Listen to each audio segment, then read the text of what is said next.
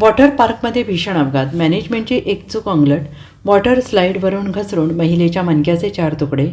मालकासह व्यवस्थापकावर गुन्हा दाखल.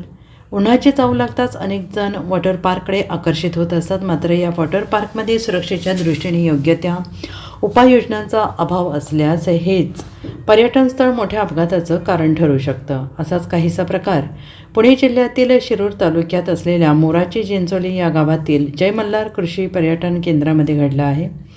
आणि या सहलीसाठी आलेल्या एका 37 वर्षीय महिलेचा वॉटर स्लाईडवरून घसरताना पाण्याची पातळी कमी असलेल्या त्यामुळे झालेल्या अपघातात पाठीच्या मणक्याचे 4 तुकडे झाले असून महिलेचे अर्धे शरीर निकामी झाले आहे. या अपघाताप्रकरणी पर्यटन केंद्राचा मालक आणि व्यवस्थापकावर शिरूर पोलीस ठाण्यात गुन्हा दाखल करण्यात आला आहे. पुणे जिल्ह्यातील शिरूर तालुक्यात असलेल्या मोराची चिंचोली गावातील एका वॉटर पार्कमध्ये भीषण अपघाताची घटना घडली आहे.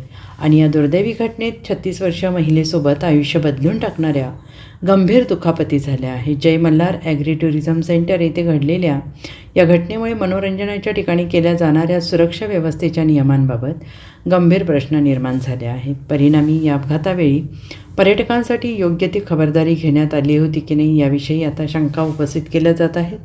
अशा प्रकारच्या सुविधांकडे विशेषतः सुट्ट्यांच्या काळात मोठ्या संख्येनं पर्यटक आकर्षित होत असतात. त्यामुळे येथे सुरक्षा सज्जता असणे अत्यंत महत्त्वाचे ठरते आहे.